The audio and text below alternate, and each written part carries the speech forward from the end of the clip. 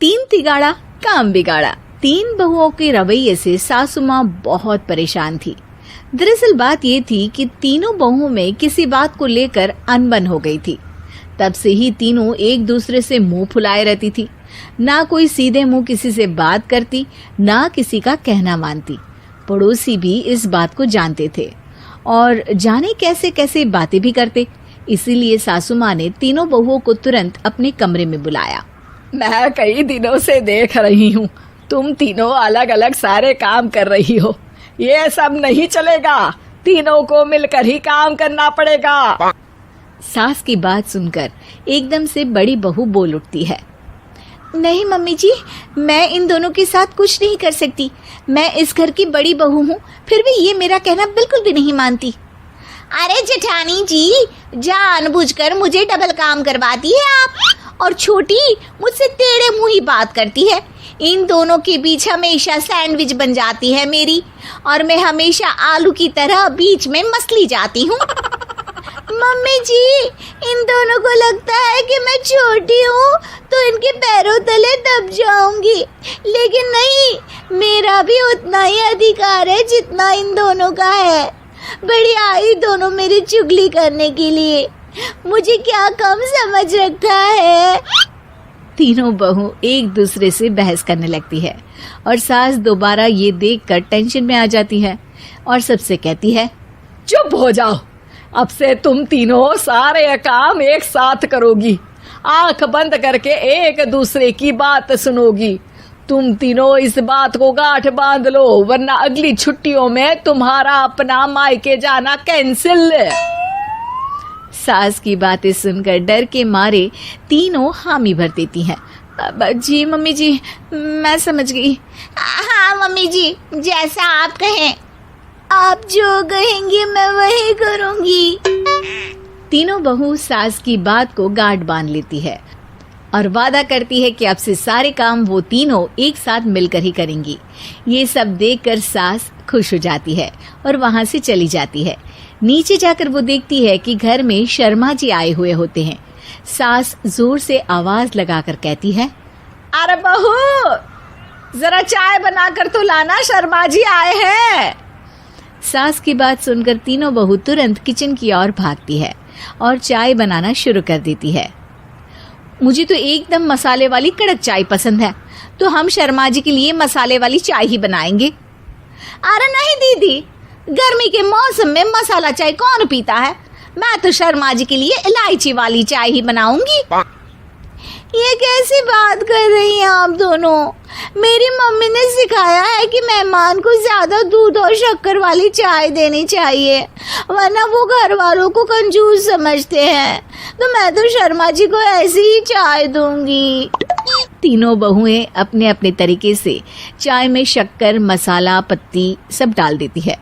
उबलने के बाद तीनों मिलकर चाय बाहर लेकर जाती है और शर्मा जी और सासू माँ को देती हैं।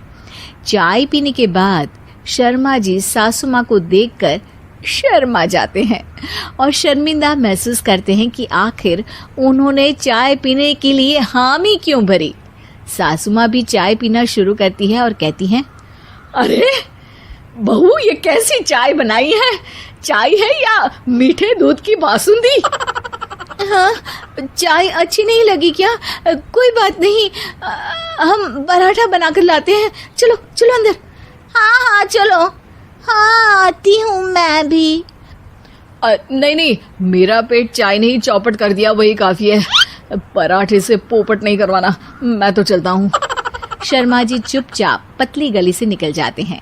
अगले दिन सास बहुओं से कहती है, अरे बहू, जाओ जाके ऊपर के गेस्ट हाउस की सफाई कर दो।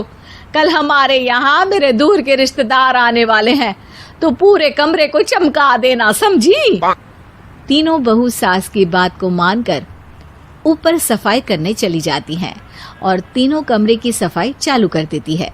बड़ी बहू मकड़ी के जाले साफ करती है, तो बीच वाली झाड़ू लगाना और छोटी वाली सर्फ डालकर जमीन धोना शुरू कर देती है। अरे दीदी, जेठानी जी, अभी मैंने पूरी फर्श धोई और आप फिर से धूल नीचे गिरा रही हैं। और मछली जेठानी जी, आप बिना झाड़ू की धूल यहाँ छटक रही हैं। अरे तीनों को साफ करना है, एक साथ सफाई करते हैं ना। अरे वही तो, हम साथ साथ हैं, घर साफ साफ है। तीनों बहू ऐसे ही काम में उलझ जाती है और 2 घंटे तक एक ही कमरे की सफाई करती रहती है। बहुत देर से अपनी बहुओं को ना देखने के कारण सास ऊपर कमरे में उन्हें देखने जाती है, लेकिन कमरे में घुसती ही वो गीली फर्श पर फिसलने के कारण नीचे गिर जाती है। ओरी मोरी मैया, हड्डी मरोड़ के रख दी। आए मेरी तो कमर ही टूट गई रे। तीनों बहुएं सास को उठाती हैं और बिस्तर पर सुला देती है। अरे मेरे हाथ पैर दर्द कर रहे हैं, दबा दो आराम मिलेगा। हाँ जी माँ जी। अरे जी माँ जी माँ जी।